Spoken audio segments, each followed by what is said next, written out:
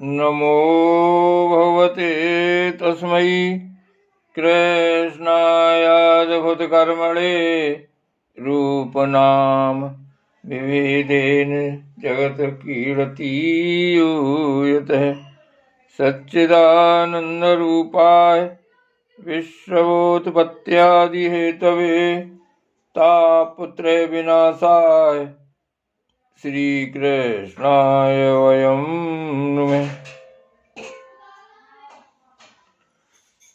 श्रीमद्भागवत महापुराण स्कंद 6 अध्याय 2 विष्णु दूतों द्वारा भागवत धर्म निरूपण और अजामिल का परम धाम गमन। श्री सुखदेव जी कहते हैं, परीक्षित, भगवान के नीति निपुण एवं धर्म का मर्म जानने वाले पार्षदों ने यमदूतों का यह अभिभाषण सुनकर उनसे इस प्रकार कहा। भगवान के पार्षदों ने कहा, यमदूतों, यह बड़े आश्चर्य और खेद की बात है कि धर्मज्ञों की सभा में अधर्म प्रवेश कर रहा है, क्योंकि यहाँ निरपराध और अदंडनीय व्यक्तियों को व्यर्थ ही दंड दिया जाता है। जो प्रजा के रक्षक हैं, शासक हैं, समदर्शी और परोपकारी हैं, यदि वे ही प्रजा के प्रति विषमता का व्यवहार करने लगे तो फिर प्रजा किसकी शरण लेगी? सत्पुरुष जैसा आचरण करते हैं, साधारण लोग भी वैसा ही करते हैं। वे अपने आचरण के द्वारा जिस कर्म को धर्मानुकूल प्रमाणित कर देते हैं, लोग उसी का अनुकरण करने लगते हैं। साधारण लोग पशुओं के समान धर्म और अधर्म का स्वरूप न जानकर किसी सत्पुरुष पर विश्वास कर लेते हैं, उसकी गोद में सिर रखकर निर्भय और निश्चिंत सो जाते हैं। वही दयालु सत्पुरुष जो प्राणियों का अत्यंत विश्वास पात्र है और जिसे मित्र भाव से अपना हितैषी समझकर उन्होंने आत्मसमर्पण कर दिया है, उन अज्ञानी जीवों के साथ कैसे विश्वासघात कर सकता है? यमदूतों, जिसने कोटि कोटि जन्मों की पाप राशि का पूरा पूरा प्रायश्चित कर लिया है, क्योंकि इसने विवश होकर ही सही भगवान के परम कल्याणमय मोक्षप्रद नाम का उच्चारण तो किया है। जिस समय इसने नारायण इन 4 अक्षरों का उच्चारण किया, उसी समय केवल उतने से ही इस पापी के समस्त पापों का प्रायश्चित हो गया। चोर, शराबी, मित्रद्रोही, ब्रह्मघाती, गुरुपत्नीगामी ऐसे लोगों का संसर्गी, स्त्री, राजा, पिता और गाय को मारने वाला, चाहे जैसा और चाहे जितना बड़ा पापी हो, सभी के लिए यही इतना ही सबसे बड़ा प्रायश्चित है कि भगवान के नामों का उच्चारण किया जाए, क्योंकि भगवान नामों के उच्चारण से मनुष्य की बुद्धि भगवान के गुण, लीला और स्वरूप में रम जाती है और स्वयं भगवान की उसके प्रति आत्म बुद्धि हो जाती है। बड़े बड़े ब्रह्मवादी ऋषियों ने पापों के बहुत से प्रायश्चित, कृच्छ, चंद्रायण आदि व्रत बतलाए हैं, परंतु उन प्रायश्चितों से पापी की वैसी जड़ से शुद्धि नहीं होती जैसी भगवान के नामों का उनसे गुम्फित पदों का उच्चारण करने से होती है, क्योंकि वे नाम पवित्र कीर्ति भगवान के गुणों का ज्ञान कराने वाले हैं। यदि प्रायश्चित करने के बाद भी मन फिर से कुमार्ग में पाप की ओर दौड़े तो वह चरम सीमा का पूरा पूरा प्रायश्चित नहीं है। इसलिए जो लोग एक ऐसा प्रायश्चित करना चाहें कि जिससे पाप कर्मों और वासनाओं की जड़ ही उखड़ जाए, उन्हें भगवान के गुणों का ही गान करना चाहिए, क्योंकि उससे चित्त सर्वथा शुद्ध हो जाता है। इसलिए यमदूतों, तुम लोग अजामिल को मत ले जाओ। इसने सारे पापों का प्रायश्चित कर लिया है, क्योंकि इसने मरते समय भगवान के नाम का उच्चारण किया है। बड़े बड़े महात्मा पुरुष यह बात जानते हैं कि संकेत में किसी दूसरे अभिप्राय से, परिहास में, तान अलापने में अथवा किसी की अवहेलना करने में भी यदि कोई भगवान के नामों का उच्चारण करता है तो उसके सारे पाप नष्ट हो जाते हैं। जो मनुष्य गिरते समय, पैर फिसलते समय, अंग भंग होते समय और सांप के डसते, आग में जलते तथा चोट लगते समय भी विवशता से हरि हरि कहकर भगवान के नाम का उच्चारण कर लेता है, वह यम यातना का पात्र नहीं रह जाता। महर्षियों ने जानबूझकर बड़े पापों के लिए बड़े और छोटे पापों के लिए छोटे प्रायश्चित बतलाए हैं। इसमें संदेह नहीं कि उन तपस्या, दान, जप आदि प्रायश्चितों के द्वारा वे पाप नष्ट हो जाते हैं, परंतु उन पापों से मलिन हुआ उसका हृदय शुद्ध नहीं होता। भगवान के चरणों की सेवा से वह भी शुद्ध हो जाता है। यमदूतो जैसे जान या अनजान में ईंधन से अग्नि का स्पर्श हो जाए तो वह भस्म हो ही जाता है, वैसे ही जानबूझकर या अनजान में भगवान के नामों का संकीर्तन करने से मनुष्य के सारे पाप भस्म हो जाते हैं। जैसे कोई परम शक्तिशाली अमृत को उसका गुण न जानकर अनजान में पी ले तो भी वह अवश्य ही पीने वाले को अमर बना देता है, वैसे ही अनजान में उच्चारण करने पर भी भगवान का नाम अपना फल देकर ही रहता है। वस्तु शक्ति श्रद्धा की अपेक्षा नहीं करती। श्री सुखदेव जी कहते हैं, राजन, इस प्रकार भगवान के पार्षदों ने भागवत धर्म का पूरा पूरा निर्णय सुना दिया और अजामिल को यमदूतों के पास से छुड़ाकर मृत्यु के मुख से बचा लिया। प्रिय परीक्षित, पार्षदों की यह बात सुनकर यमदूत यमराज के पास गए और उन्हें यह सारा वृतांत ज्यों का त्यों सुना दिया। अजामिल यमदूतों के फंदे से छूटकर निर्भय और स्वस्थ हो गया। उसने भगवान के पार्षदों के दर्शन जनित आनंद में मग्न होकर उन्हें सिर झुकाकर प्रणाम किया। निष्पाप परीक्षित, भगवान के पार्षदों ने देखा कि अजामिल कुछ कहना चाहता है, तब वे सहसा उसके सामने ही वहीं अंतर्ध्यान हो गए। इस अवसर पर अजामिल ने भगवान पार्षदों से विशुद्ध भागवत धर्म और यमदूतों के मुख से वेदोक्त सगुण प्रवृत्ति विषयक धर्म का श्रवण किया था।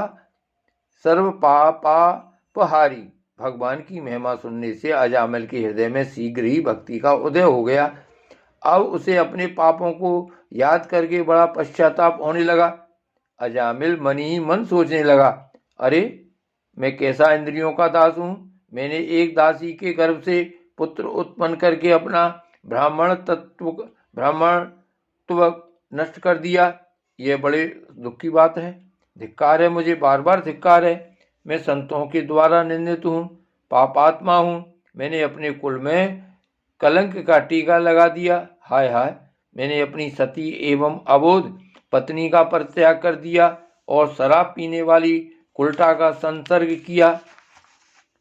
मैं कितना नीच हूँ। मेरे माँ बाप बूढ़े और तपस्वी थे, वे सर्वथा असहाय थे। उनकी सेवा शुश्रूषा करने वाला और कोई नहीं था, मैंने उनका भी परित्याग कर दिया। ओह, मैं कितना कृतज्ञ हूँ। मैं अब अवश्य ही अत्यंत भयावने नरक में गिरूंगा, जिसमें गिरकर धर्मघाती पापात्मा कामी पुरुष अनेकों प्रकार की यम यातना भोगते हैं। मैंने अभी जो अद्भुत दृश्य देखा, क्या यह स्वप्न है अथवा जागृत अवस्था का ही प्रत्यक्ष अनुभव है? अभी अभी जो हाथों में फंदा लेकर मुझे खींच रहे थे, वे कहाँ चले गए? अभी अभी वे मुझे अपने फंदों में फंसाकर पृथ्वी के नीचे ले जा रहे थे, परंतु 4 अत्यंत सुंदर सिद्धों ने आकर मुझे छुड़ा लिया। वे अब कहाँ चले गए? यद्यपि मैं इस जन्म का महापापी हूँ, फिर भी मैंने पूर्व जन्मों में अवश्य ही शुभ कर्म किए होंगे, तभी तो मुझे इन श्रेष्ठ देवताओं के दर्शन हुए। उनकी स्मृति से मेरा हृदय अब भी आनंद से भर रहा है। मैं कुलटागामी और अत्यंत अपवित्र हूँ। यदि पूर्व जन्म में मैंने पुण्य न किए होते तो मरने के समय मेरी जीव भगवान के मनोमोहक नाम का उच्चारण कैसे कर पाती? कहाँ तो मैं महाकपटी, पापी, निर्लज्ज और ब्रह्म तेज को नष्ट करने वाला, तथा कहाँ भगवान का वह परम मंगल में नारायण नाम। सचमुच मैं तो कृतार्थ हो गया। अब मैं अपने मन, इंद्रिय और प्राणों को बस में करके ऐसा प्रयत्न करूंगा कि फिर अपने को घोर अंधकार में नरक में न डालूं।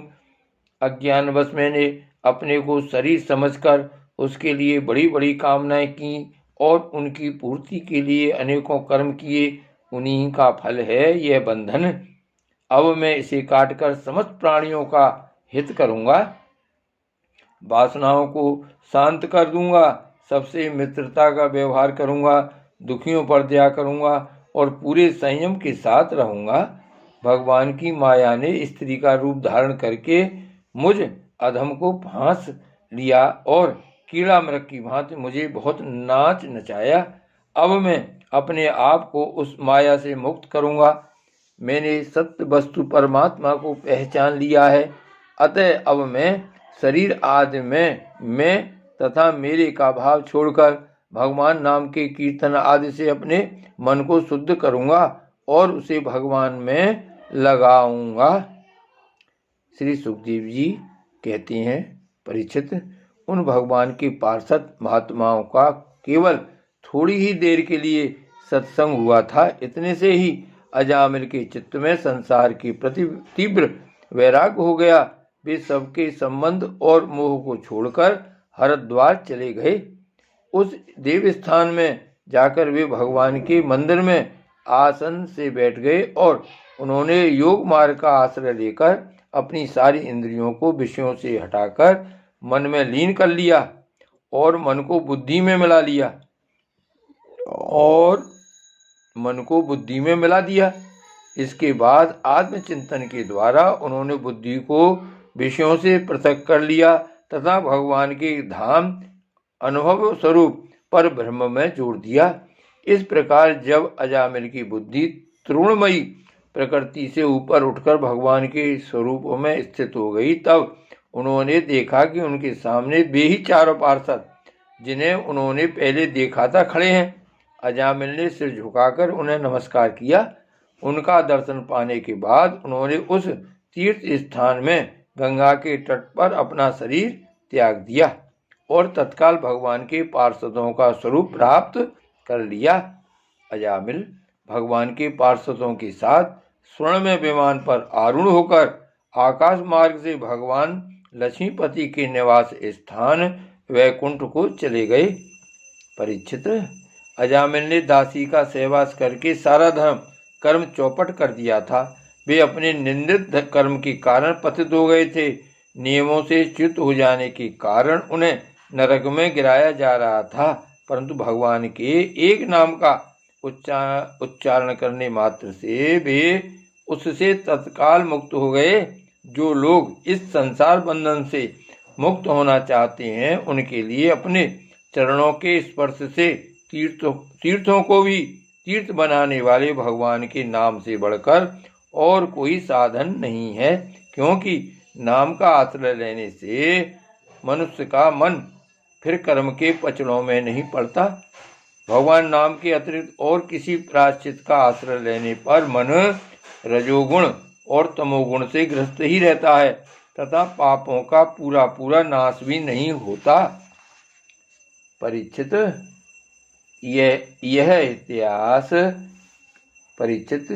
इतिहास अत्यंत गोपनीय और समस्त पापों का नाश करने वाला है। जो पुरुष श्रद्धा और भक्ति के साथ इसका श्रवण कीर्तन करता है, वह नरक में कभी नहीं जाता। यमराज के दूत तो आंख उठाकर उसकी ओर देख तक नहीं सकते।